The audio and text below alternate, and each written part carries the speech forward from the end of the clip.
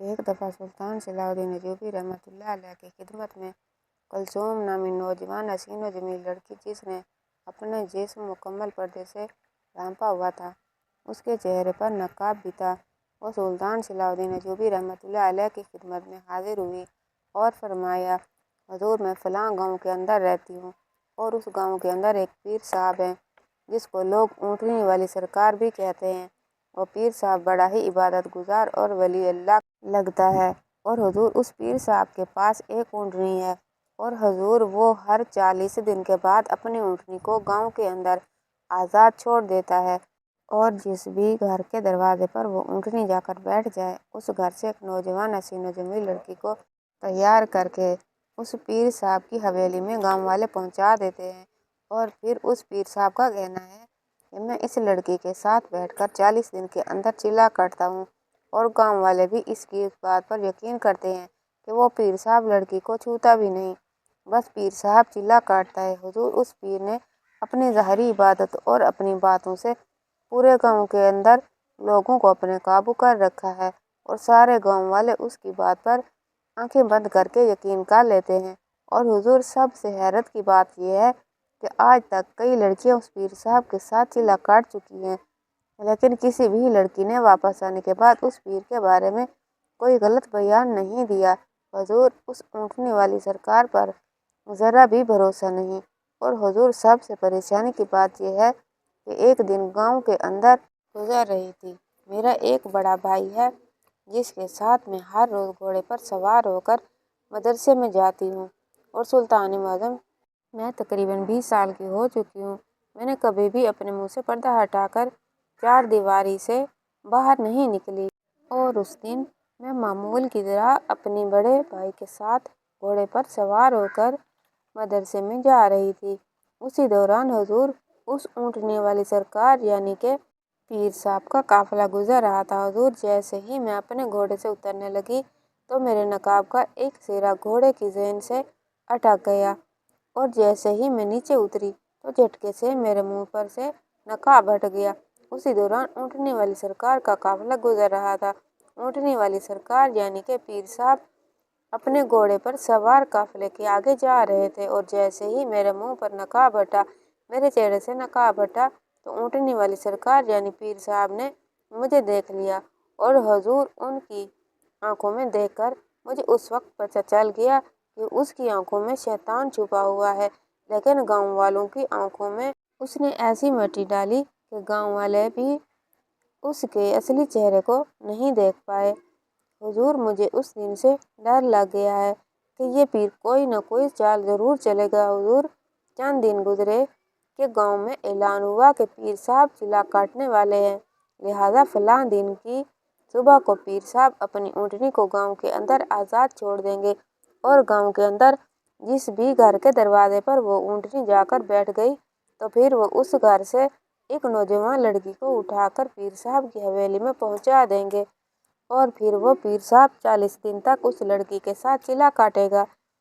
जैसे ही मैंने ये ऐलान सुना मुझे बहुत खौफ हो रहा था और कुदरती बात ये है कि मुझे दिल में ही महसूस हो रहा था, मुझे ऐसा लग रहा था कि मेरे ऊपर कोई न कोई मुसीबत आने वाली है। हुजूर जब वो मुकर्रर दिन आया तो सुबह ऐलान हो गया और पीर साहब ने अपनी ऊँटनी को आज़ाद छोड़ दिया। हुजूर लोगों की जहालत देखें कि हर गांव का आदमी यही दुआएं मांग रहा था कि उस पीर साहब की ऊँटनी हमारे घर के दरवाजे पर आकर बैठे ताकि हमारे घर की लड़की अपने पीर के साथ 40 दिन तक चिल्ला काटे और हमारे गांव के ऊपर अल्लाह की रहमत बरसे। लेकिन उसी दौरान मेरे और मेरे भाई के चेहरे पर बहुत खौफ था और हमारा खौफ यानी हमारा शक यकीन में बदल गया, क्योंकि ऊँटनी सारे गांव के घरों को छोड़कर हमारे दरवाजे पर बैठ गई। जब ऊँटनी हमारे घर के दरवाजे पर बैठी तो गांव वालों ने हमारे दरवाजे पर दस्तक दी। मेरा भाई बाहर गया तो गांव वालों ने कहा, जिस तरह ऊँटनी तुम्हारे दरवाजे पर आकर बैठी है तुम अपनी बहन को तैयार करो, तेरी बहन हमारे पीर साहब के साथ 40 दिन तक चिल्ला काटेगी। ये सुनकर भाई ने कहा, ये जहालत मैं यहाँ नहीं चलने दूंगा। एक नामहरम लड़की के साथ एक पीर साहब कैसे चिल्ला काट सकता है, ये कहाँ की जहालत है। मेरे भाई ने गांव वालों को समझाने की पूरी कोशिश की, लेकिन गांव वालों ने मेरे भाई की एक भी बात को नहीं सुना। तो मेरे भाई ने कहा, मैं ये काम करने के लिए कभी तैयार नहीं। मैं अपनी नौजवान हसीना जमील बहन, जिसने सारी जिंदगी पर्दे में गुजारी, आज मैं इसको एक नामहरम मर्द के साथ 40 दिन के लिए अकेला नहीं भेजूंगा। तो गांव वालों ने कहा, ये तुम क्या कह रहे हो? वो कोई नामहरम नहीं, वो तो हमारे पीर साहब हैं। पीर साहब का किरदार तो दूध से ज्यादा सफेद है, और अगर तुमने पीर साहब के पास अपनी बहन को भेजने से इनकार किया तो ये पीर साहब की ऊँटनी और पीर साहब की बहुत बड़ी तौहीन होगी। और अगर इस बात की खबर पीर साहब को लगी तो वो हमारे गांव को छोड़कर चला जाएगा और हमारे गांव से इतनी बड़ी रहमत का साया खत्म हो जाएगा। ये सुनकर मेरे भाई ने अस्तगफिरुल्लाह, ए गांव वालों, तुम जहालत से निकलो, ये तुम क्या कह रहे हो? लेकिन गांव वालों ने कहा, तुम्हें ये काम करना होगा, वरना तुम्हें इस गांव से खाली हाथ धक्के देकर निकाल देंगे। ना ही तुम्हें अपने साथ कोई घर का सामान ले जाने देंगे, ना ही घोड़ा, ना ही कुछ। जब तुम कई दिन तक भूखे प्यासे गांव के बाहर भटकते रहोगे तो खुद ब खुद गांव में वापस आकर पीर साहब की शर्त को मानने के अलावा तुम्हारे पास कोई चारा नहीं होगा। ये सुनकर मेरा भाई बड़ा परेशान हुआ और वो उसी परेशानी के साथ घर में बैठा हुआ था कि मैंने अपने भाई को कहा, तुम्हें परेशान होने की ज़रूरत नहीं, इसका कोई न कोई हल ज़रूर निकल आएगा। ये सुनकर सुल्तान सलाउद्दीन अय्यूबी रहमतुल्लाह अलैह बड़े हैरान और परेशान हुए कि क्या कोई ऐसा पीर भी है जो एक नामहरम लड़की के साथ 40 दिन तक चिल्ला काटता है और 40 दिन के बाद वो लड़की भी उस पीर साहब के बारे में कोई गलत बात नहीं कहती, बल्कि वो भी यही कहती है कि वो पीर 40 दिन तक सिर्फ चिल्ला काटता है। और सबसे हैरानी की बात यह है कि गांव वाले भी इस गैर शरई काम में उस पीर साहब का साथ दे रहे हैं। इसके पीछे बहुत बड़ा राज लगता है। ये सुनकर सुल्तान सलाउद्दीन अय्यूबी रहमतुल्लाह अलैह बड़े परेशान हो गए और ये सोच रहे थे कि आखिर वो पीर कौन है और कहाँ से आया है। इस सब के बारे में पता लगाना पड़ेगा। तो इतने में सुल्तान सलाउद्दीन अय्यूबी रहमतुल्लाह अलैह ने अपने एक जासूस को अपने पास बुलाया और कहा, फलां गांव के अंदर एक पीर रहता है जो पूरे गांव में खास पीर कहलाता है। उस गांव का हर मर्द, हर औरत, खवातीन, बच्चे, हत्ता के उस गांव के जानवर भी उस पीर के मुरीद बन चुके हैं। तुम उस पीर के बारे में मुझे पता करके बताओ कि आखिर उस पीर के पास ऐसा कौन सा इल्म है, आखिर उस पीर के पास ऐसा कौन सा मुअजिज़ा है जिसकी वजह से लोग उसको अपना पीर मानते हैं। और दूसरी तरफ सुल्तान सलाउद्दीन अय्यूबी रहमतुल्लाह अलैह ने हकीकत का पता लगाने के लिए एक अजीब चाल चली। सुल्तान सलाउद्दीन अय्यूबी रहमतुल्लाह अलैह ने उस लड़की को कहा, जब गांव वाले लड़की को पीर साहब के पास भेजते हैं तो क्या वो लड़की पर्दे में होती है या बगैर पर्दे के? तो उसने कहा, हुजूर, लड़की पर्दे में होती है। ये सुनकर सुल्तान ने कहा, फिर तो कोई मसला नहीं। ये सुनकर उस लड़की ने कहा, हुजूर, यहाँ बात मेरी इज्जत पर बन गई है और आप कह रहे हैं कोई मसला नहीं। जो सुल्तान सलाउद्दीन अय्यूबी रहमतुल्लाह अलैह ने कहा, ए लड़की, तुम्हें परेशान होने की ज़रूरत नहीं, क्योंकि जिस राज से आज तक गांव वाले इतने सालों तक पर्दा उठा ना सके, आज मैं उस राज से पर्दा उठाऊंगा। लड़की ने कहा, हुजूर, आप क्या कहना चाहते हैं? सुल्तान सलाउद्दीन अय्यूबी रहमतुल्लाह अलैह ने कहा, मैं तेरी जगह एक औरत का लिबास पहनकर मुंह पर नकाब करके उस पीर की हवेली में जाऊंगा और मैं देखता हूँ कि वो पीर 40 दिन तक उस चिल्ले के अंदर क्या करता है और क्या होता है। सुल्तान सलाउद्दीन अय्यूबी रहमतुल्लाह अलैह ने इब्ने कुलसूम के भाई को सारी बात समझा दी और सुल्तान सलाउद्दीन अय्यूबी रहमतुल्लाह अलैह रात के अंधेरे में इब्ने कुलसूम के घर में पहुंच गए। सुबह हुई। सुल्तान सलाउद्दीन अय्यूबी रहमतुल्लाह अलैह को इब्ने कुलसूम के भाई ने गांव वालों के साथ मिलकर, जिस गांव वाले इब्ने कुलसूम की बहन समझ रहे थे, उस पीर की हवेली में ले गए। अब पीर ने अपने सिपाहियों को कहा, इस लड़की को फलां पहाड़ की चोटी पर एक गार है, उसके अंदर जाकर बिठा दो।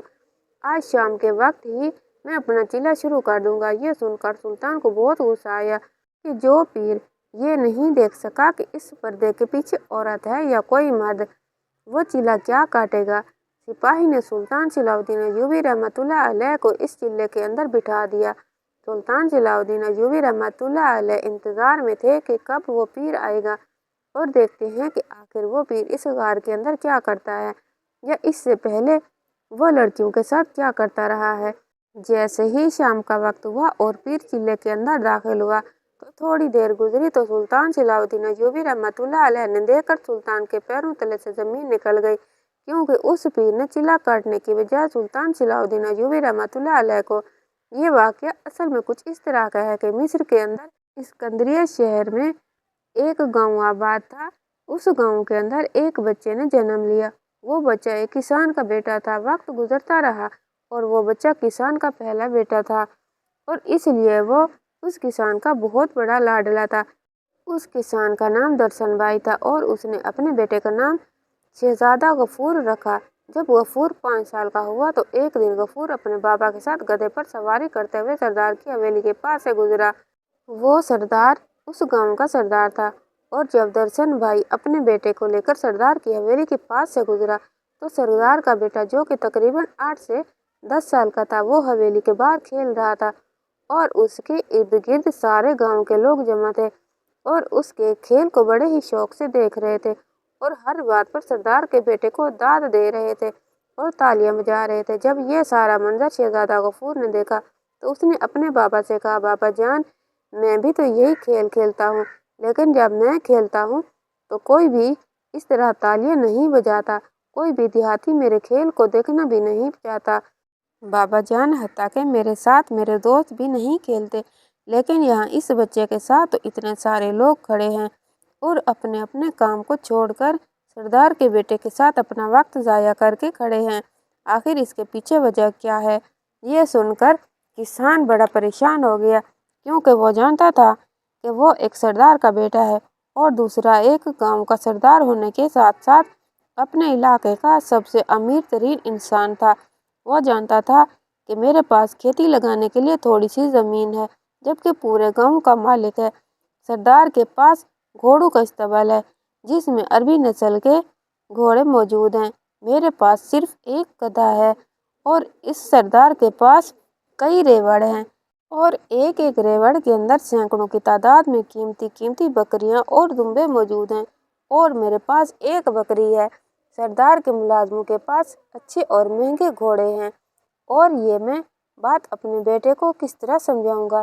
یہ سب کھیل اس دولت کا ہے۔ کسان خاموشی کے ساتھ چلا جا رہا تھا اور اپنے دل میں سوچ رہا تھا کہ کاش میرے پاس بھی اتنی دولت ہوتی تو میں وہ ساری خوشیاں اپنے اس بیٹے کو دے پاتا، لیکن شاید قسمت کو یہی منظور ہے۔ اسی دوران غفورہ نے اپنے بابا سے کہا، بابا جان، آخر میں ایسا کیا کروں کہ جس طرح سردار کے بیٹے کے ساتھ سارے گاؤں کے لوگ حتیٰ کہ بوڑھے بزرگ بھی اس کے کھیل کو دیکھ رہے تھے اور اس طرح میرے کھیل کو بھی دیکھیں تو؟ نہ چاہتے ہوئے بھی کسان نے اپنے بیٹے کو کہا، تم جانتے ہو وہ ایک سردار کا بیٹا ہے اور وہ سردار بہت رئیس انسان ہے، اس کے پاس بہت دولت ہے، اس لیے لوگ اس کی عزت کرتے ہیں، اور تم ایک کسان کے بیٹے ہو جس کے پاس کوئی اچھی سواری نہیں، بتاؤ لوگ آپ کی عزت کیسے کریں؟ تو یہ سن کر اس 5 سالہ بچے نے کہا، بابا جان، پھر میں بڑا ہو کر بہت دولت کماؤں گا کہ لوگ میری بھی اس طرح عزت کریں۔ یہ دیکھ کر کسان بڑا پریشان ہوا کہ میرا بیٹا بھی باقی لوگوں سے ہٹ کر ہے۔ اب وقت گزرتا رہا اور کسان کا بیٹا اپنے بابا سے اسی طرح کے سوال کرتا اور کسان بھی اس کے سوالوں کو سن کر بڑا حیران اور پریشان ہوتا اور سوچتا کہ کہیں اگر میرا بیٹا اپنے خوابوں کو پورا نہ کر سکا تو کہیں یہ راستے سے بھٹک نہ جائے۔ کسان نے اپنی زندگی میں پوری کوشش کی، دن رات محنت کرتا رہا، لیکن وہ اپنے بیٹے اور بیوی کو 2 وقت کی اچھی روٹی کے علاوہ کچھ نہ دے سکا۔ جب کسان کا بیٹا 22 سال کی عمر کو پہنچا تو کسان نے بھی اس دنیا کو ہمیشہ ہمیشہ کے لیے خیر باد کہہ دیا، قبر میں جا کر ہمیشہ ہمیشہ کے لیے سو گیا۔ لیکن ابھی تک کسان کے بیٹے غفور کے اندر وہی خواہش تھی کہ میں بہت ساری دولت کماؤں گا اور لوگ میری عزت کریں۔ جب کسان زندہ تھا تو اپنے بیٹے کو کہتا، بیٹا، قسمت میں سب کچھ نہیں لکھا ہوتا، تم کوشش ضرور کرنا، لیکن اگر کوشش کرنے کے بعد بھی تمہیں وہ چیزیں نہ مل سکیں جس کو تم پانے کی خواہش کرتے ہو تو تم نے کبھی غلط راستہ اختیار نہیں کرنا۔ لیکن شاید کسان نے اپنی زندگی میں کوئی ایسا برا کام کیا تھا جس کا پھل اب اس کا بیٹا پانے والا تھا۔ اپنے باپ کے مرتے ہی کسان کا بیٹا ایک گاؤں کے بوڑھے بزرگ کے پاس گیا اور اس سے کہا، بابا جان، اب میں اس دنیا میں میرا اور کوئی نہیں، آپ مجھے مشورہ دیں کہ آخر میں ایسا کیا کام کروں کہ لوگ میری عزت کریں، جس طرح اس سردار کے بیٹے کی کرتے ہیں۔ جب سردار کا بیٹا گاؤں کی گلیوں سے گزرتا ہے، گاؤں کا ہر فرد سردار کے بیٹے کو خوش آمدید کہنے کے لیے اپنے دروازوں پر موجود ہوتے ہیں۔ لیکن جب میں گاؤں کے اندر گزرتا ہوں تو میرے اپنے قریبی رشتہ دار بھی مجھ سے بات کرنا گوارا نہیں کرتے۔ تو اس بوڑھے بزرگ نے کہا، بیٹا، یہ سب کچھ قسمت کا کھیل ہے اور وہ ایک سردار کا بیٹا ہے، تم کسان کے بیٹے ہو، لہٰذا جو تیرے نصیب میں لکھا ہے اس کو قبول کرو۔ لیکن پھر بھی اس غفور نے کسی کی بات نہیں مانی اور اپنے ایک دوست کے پاس گیا اور کہا کہ مجھے آخر ایسا کیا کرنا چاہیے جس سے میں چند دنوں کے اندر اندر امیر ہو جاؤں۔ اس کا دوست بڑا ہی لالچی اور عیاش قسم کا تھا۔ اس نے اپنے دوست کو مشورہ دیا کہ تم اپنے بابا کی زمین، اپنا گھر، اپنی ماں کے بچے ہوئے زیورات اور سب بیچ کر میرے ساتھ بازار میں تجارت کرو۔ تم چند سالوں کے اندر اندر بہت بڑے تاجر بن جاؤ گے، پھر تیرے پاس بھی بہت ساری دولت ہوگی، پھر تم مہنگے گھوڑوں پر سواری کرو گے اور لوگ تیری عزت کریں گے۔ یہ سن کر غفور جذباتی ہو گیا اور اس نے کچھ نہ سوچے سمجھے بغیر سارا کچھ بیچ دیا۔ جب اس کی ماں نے دیکھا کہ میرا بیٹا یہ قدم اٹھا رہا ہے تو اس کو بڑا روکتی رہی، تو جب اس کی ماں نے اسے زیادہ روکا تو غفور نے اپنی ماں کو اپنے گھر سے دھکے دے کر نکال دیا۔ اور جب اس بات کی خبر سردار کو لگی تو سردار اس بوڑھی ماں کو اپنے گھر لے آیا اور سردار کا بیٹا غفور کی ماں کی خدمت کرنے لگا۔ اور غفور نے اپنا سب کچھ بیچا اور سارا سونا جمع کر کے اپنے دوست کے ساتھ تجارت کرنے لگا۔ لیکن غفور کے پاس تجارت کرنے کا ذرا بھی تجربہ نہیں تھا اور چند دنوں کے اندر اندر غفور نے ساری دولت گنوا دی۔ چند ماہ کے بعد اب غفور کے پاس نہ ہی رہنے کے لیے گھر نہ کوئی رقم موجود تھی، حتیٰ کہ اب اس کو کھانے کے لیے بھی لالے پڑنے لگے۔ غفور نے دیکھا کہ اب ایسا کیا کیا جائے جس سے میں بڑا آدمی بن سکوں۔ اتنا نقصان کرنے کے باوجود اس کے سر پر سے بھی ابھی تک بڑا آدمی بننے کا بھوت سوار تھا۔ وہ مصر کے بازاروں میں جاتا، بڑے بڑے تاجروں کو دیکھتا، ان کی زندگی کو دیکھتا، ان کے قیمتی قیمتی گھوڑوں کو دیکھتا، بڑے بڑے ذمہ داروں کی حویلیوں میں جاتا، ان کے ریوڑوں کو دیکھتا اور کہتا، ایک دن میں بھی اتنا بڑا آدمی بن جاؤں گا کہ بڑے بڑے ذمہ دار بھی میرے پاس جھک کر رہیں گے۔ وہ اسی خیالوں میں سوچ رہا تھا کہ اس کے دماغ میں ایک ترکیب آئی کہ میں کچھ ایسا کام کروں جس سے اتنے بڑے سردار، اتنے بڑے ذمہ دار، حتیٰ کہ وقت کا سلطان بھی میرے قدموں میں آ کر گرے۔ اتنے میں وہ پیدل چلتا ہوا ایک گاؤں سے گزرا۔ وہ گاؤں عیسائیوں کا تھا اور اس گاؤں کے اندر عیسائیوں کا کلیسا بنا ہوا تھا۔ اس کلیسا کے اندر ایک پادری نکلا۔ جیسے ہی پادری نکلا تو بڑے بڑے ذمہ دار، بڑے بڑے تاجر پادری کے پاؤں کو چھو رہے تھے اور اس کی بڑی عزت کر رہے تھے۔ یہ دیکھ کر کسان کے بیٹے کو بڑی حیرت ہوئی کہ ایک آدمی سے پادری کی اتنی عزت کر رہے ہیں، حالانکہ اس پادری کے پاس تو اتنی کوئی دولت بھی نہیں۔ اب وہ کسان کا بیٹا آگے چل رہا تھا۔ وہ چلتا چلتا ایک جھونپڑی کے پاس سے گزرا جس کے اندر ایک بوڑھا بزرگ ولی اللہ رہتا تھا، جس کی عمر تقریباً 90 سال تھی اور اس بوڑھے بزرگ کے پاس چلنے کی بھی طاقت نہیں تھی۔ لیکن اس کی جھونپڑی کے باہر لوگوں کا اتنا ہجوم تھا کہ ایسا لگ رہا تھا کہ یہاں کوئی جھونپڑی نہیں بلکہ سلطان کا دربار ہے۔ غفور نے لوگوں سے پوچھا کہ یہاں اتنا ہجوم کیوں ہے، تو ان میں سے ایک آدمی نے بتایا کہ اس جھونپڑی کے اندر ولی اللہ رہتا ہے اور اگر ہم دن میں ایک بار اس بوڑھے بزرگ کو اپنی آنکھوں سے نہ دیکھیں تو ہمیں چین نہیں آتا۔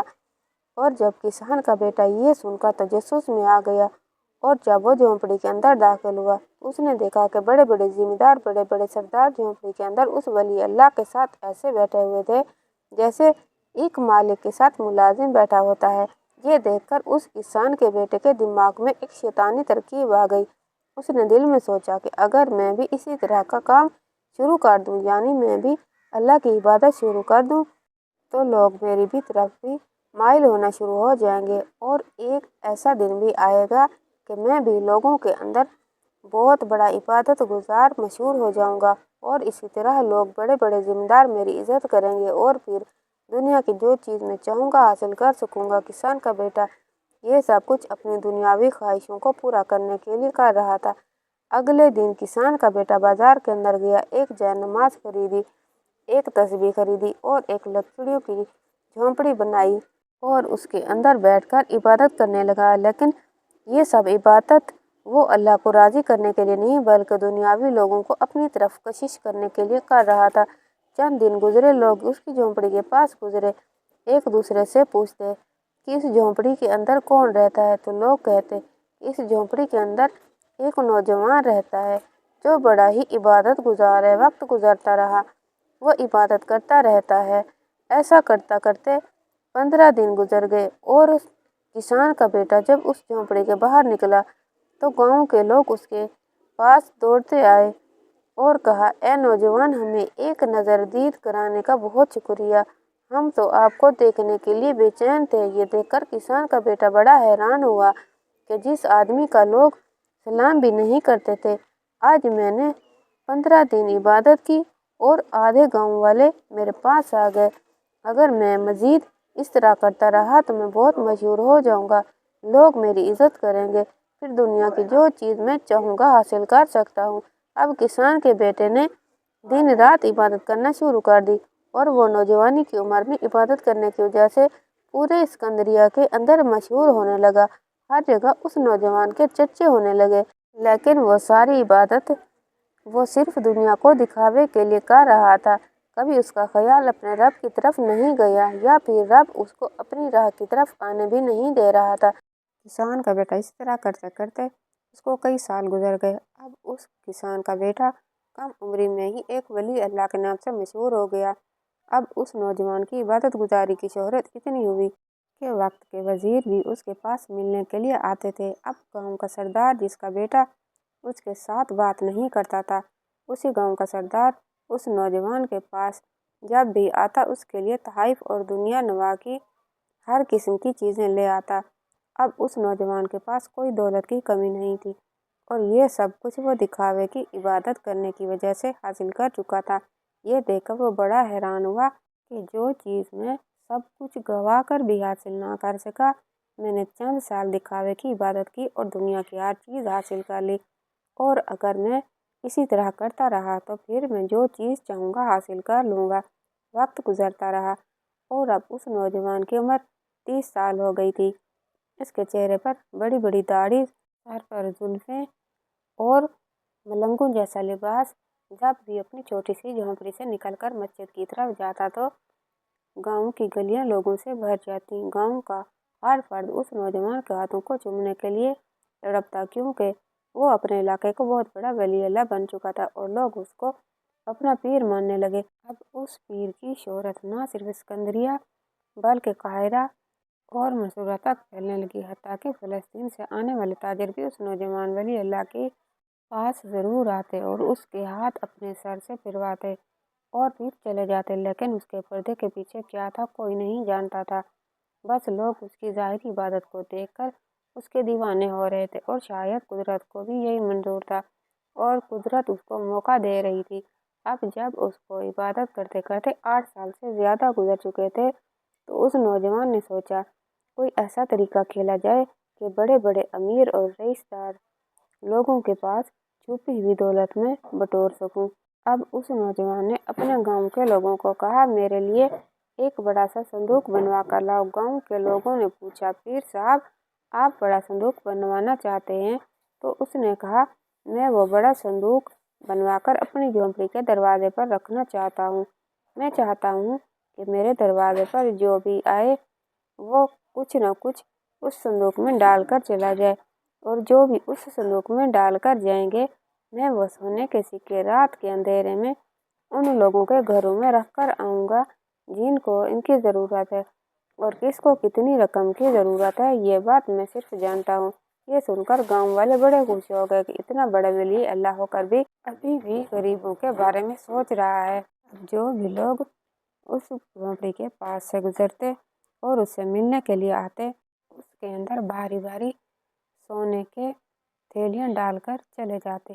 अब वो नौजवान बड़ा खुश हो गया कि वो दौलत में अपना सब कुछ गंवा कर भी हासिल नहीं कर सका, आज इतनी दौलत एक दिन में हासिल कर रहा है। और लोगों को कहता, मैं आपकी दी हुई रकम गरीबों में बांट रहा हूँ। लेकिन हालांकि ऐसा बिल्कुल नहीं था। बल्कि वो वही सोना अपनी उस झोंपड़ी के अंदर एक तह खाने के अंदर छुपा रहा था। उसका ख्याल था कि जब मैं बहुत ज़्यादा रकम कमा लूँगा तो मैं ये भेष खत्म करके किसी दूसरे वतन चला जाऊँगा और वहाँ जाकर ऐश की ज़िंदगी गुजारूँगा। लेकिन वो नहीं जानता था कि वो किस लालच के दलदल में फंस चुका है और इस जगह से निकलना उसके लिए आसान नहीं। बहरहाल वक्त गुजरता रहा और वो इस लालच के दलदल में धंसता जा रहा था। चंद साल गुजरे। अब उसने इतनी दौलत कमा ली कि अब उसके पास रखने के लिए जगह नहीं थी और वो अपनी उस इबादत में इतना मशहूर हुआ। उसकी नौजवानी की इबादत ने उसको इतना मशहूर कर दिया कि उसके पास वजीर मिलने के लिए आता वो उसको इतनी दौलत देकर चला जाता जितना वो संभाल भी नहीं सकता। अब उस नौजवान ने इतनी दौलत कमा ली कि अब वो अगर सारी जिंदगी भी बैठकर खाता तो फिर भी ख़त्म ना होती। लेकिन फिर उसने दिल में सोचा, अगर मैं ये काम ख़त्म कर दिया और दूसरे मुल्क चला गया तो मेरी कोई पहचान नहीं होगी, फिर लोग मेरी इज्जत नहीं करेंगे, मेरी ज़िंदगी तो ऐश व इशरत की होगी।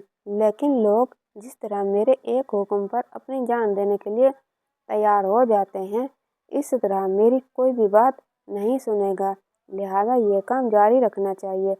इससे मुझे इज्जत मिल रही है और दौलत भी मिल रही है। अब वो नौजवान इबादत में इतना मशहूर हो गया कि गांव के जो लोग भी अपनी बेटी या बेटे की शादी करते तो पहले उस अपने पीर के पास ले आते और वो पीर उनके सर पर हाथ रखता और उनके लिए दुआ करता ताकि वो अपनी ज़िंदगी खुशी खुशी गुजारें। और इसी तरह इनकी कुछ दुआएं कबूल होती। एक दफ़ा उसके पास एक ऐसी लड़की को लाया गया जिसका बूढ़ा बाप मिट्टी के बर्तन बनाकर बेचता था। लेकिन जब उस नौजवान जो के गांव वाले के लिए बहुत बड़ा पीर था, उसके पास कुम्हारी की बेटी को लाया गया तो देखकर वो पागल हो गया। वो लड़की खूबसूरत नहीं बल्कि बला की खूबसूरत थी।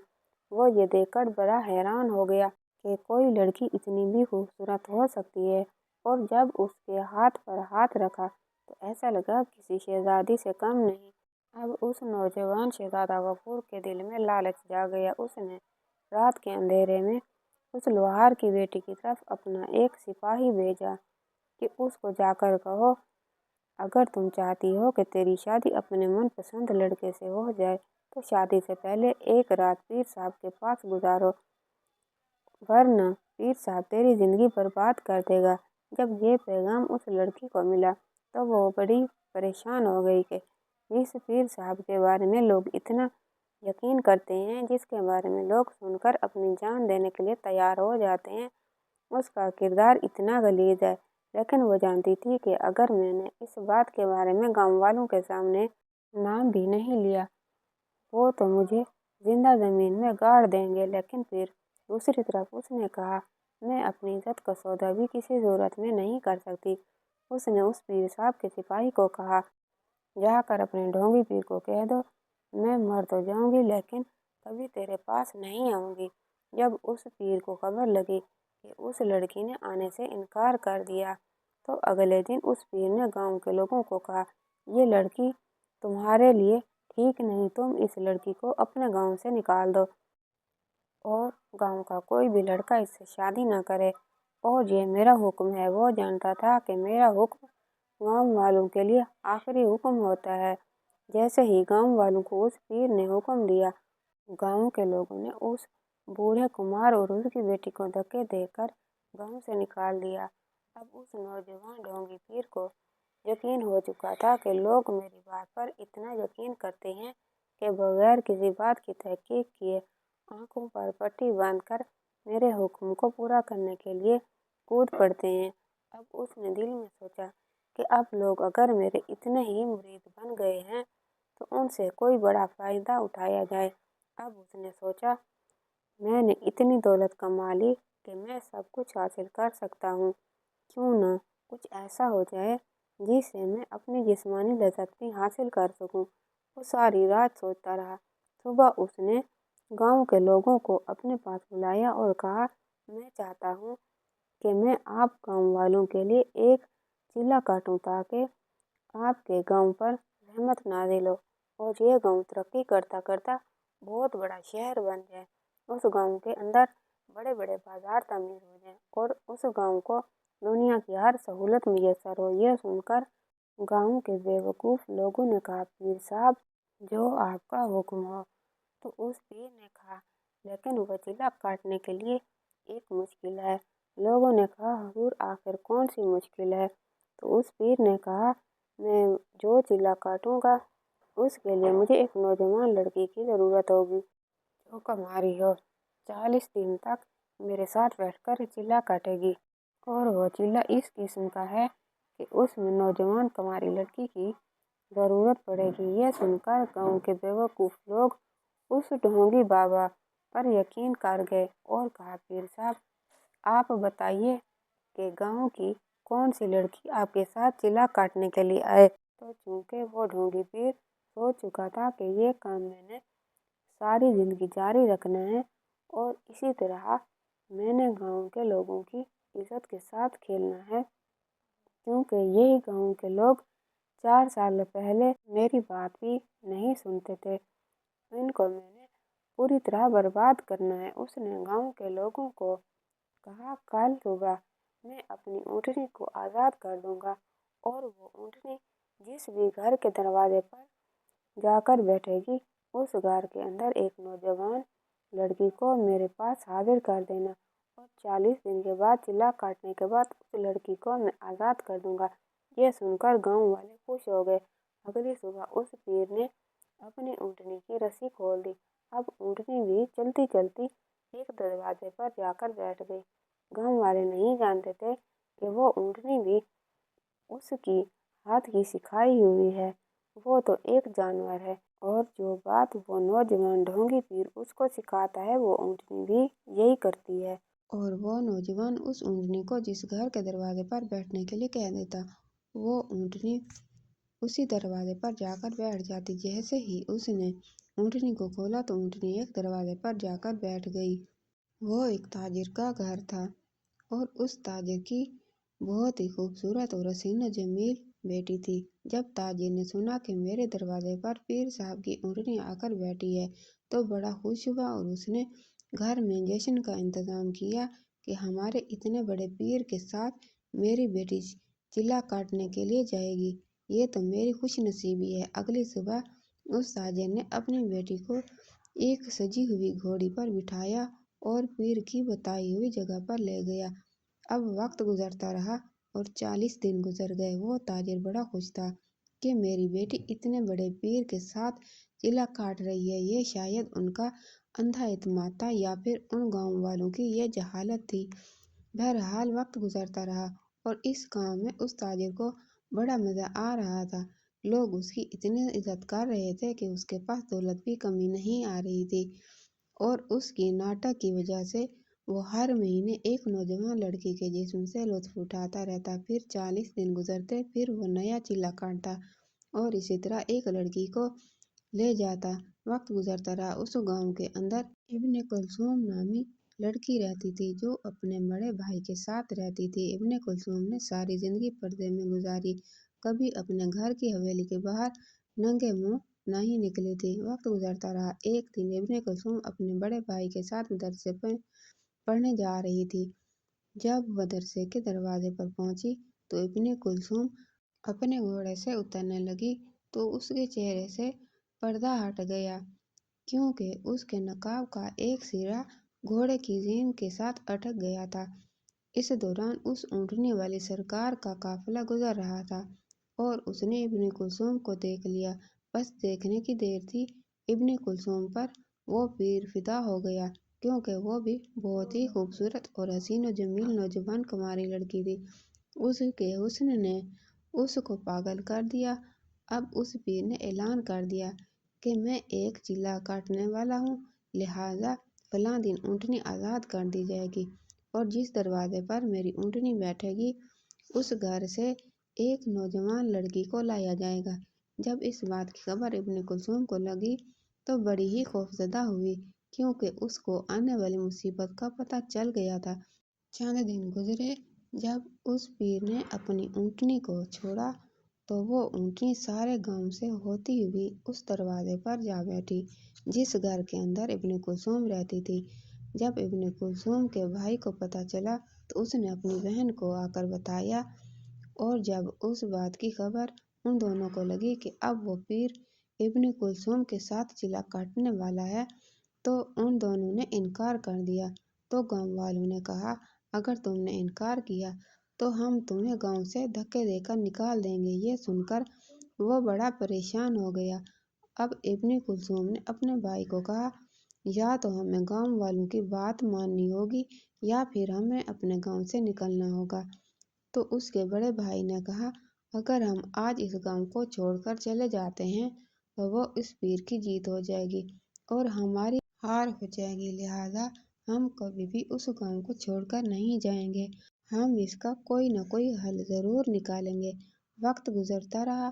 جب مقررہ دن آیا تو ابن کلثوم نے اپنے بڑے بھائی کو ساتھ لیا اور سلطان صلاح الدین ایوبی کے پاس پہنچی، کیونکہ ابن کلثوم جانتی تھی کہ اس ظالم اور غدار پیر کو صرف سلطان صلاح الدین ایوبی ہی روک سکتا ہے۔ ابن کلثوم یہ بات اچھی طرح جانتی تھی کہ ایک مذہبی انسان کے خلاف کھڑا ہونا بہت مشکل ہوتا ہے، کیونکہ آپ کے اپنے قریبی بھی آپ کے مخالف ہو جاتے ہیں۔ بہرحال سلطان صلاح الدین ایوبی رحمۃ اللہ علیہ کی عدالت میں موجود تھے کہ ابن کلثوم سلطان صلاح الدین ایوبی رحمۃ اللہ علیہ کی عدالت میں حاضر ہوئی۔ سلطان صلاح الدین ایوبی رحمۃ اللہ علیہ کے سامنے کہنے لگی، حضور میں فلاں گاؤں کے اندر رہتی ہوں۔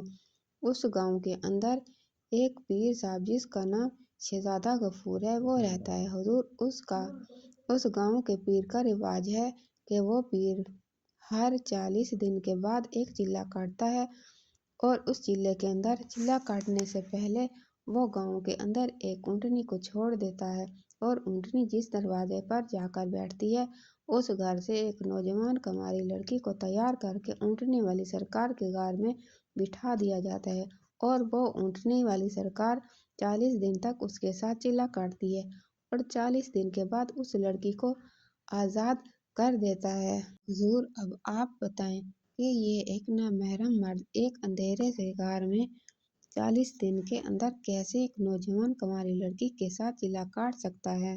یہ سن کر سلطان صلاح الدین ایوبی رحمۃ اللہ علیہ کو بہت غصہ آیا اور کہنے لگے، کیا ایسا کوئی انسان ہو سکتا ہے کہ جو اپنے مذہب کی آڑ لے کر لوگوں کو اس طرح بیوقوف بنائے؟ غصے سے سلطان صلاح الدین ایوبی رحمۃ اللہ علیہ کا چہرہ لال ہو رہا تھا۔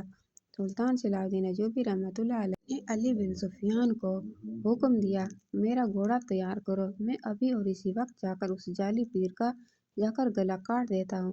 تو یہ سن کر ابن کلثوم نے کہا، حضور یہ کرنا بہت آسان ہے لیکن صحیح نہیں ہے۔ حضور اس پیر نے پچھلے کئی سالوں سے لوگوں کے دلوں میں اپنے لیے بہت عزت اور احترام پیدا کر دیا ہے، لوگ اس کو اپنا مرشد مانتے ہیں، اور اگر آپ نے اس کے ساتھ ایسا کیا تو لوگ آپ کو باغی سمجھیں گے اور آپ کی سلطنت میں شر پھیل جائے گا۔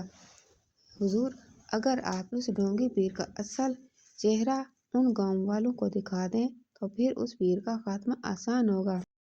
ابن کلثوم کی یہ ترکیب سلطان صلاح الدین ایوبی رحمۃ اللہ علیہ کو پسند آ گئی۔ سلطان صلاح الدین ایوبی رحمۃ اللہ علیہ نے ابن کلثوم کو کہا، پھر تم اس پیر کے ساتھ چلہ کاٹنے کے لیے تیار ہو جاؤ۔ یہ سن کر ابن کلثوم نے کہا، حضور میں آپ کی بات سمجھی نہیں۔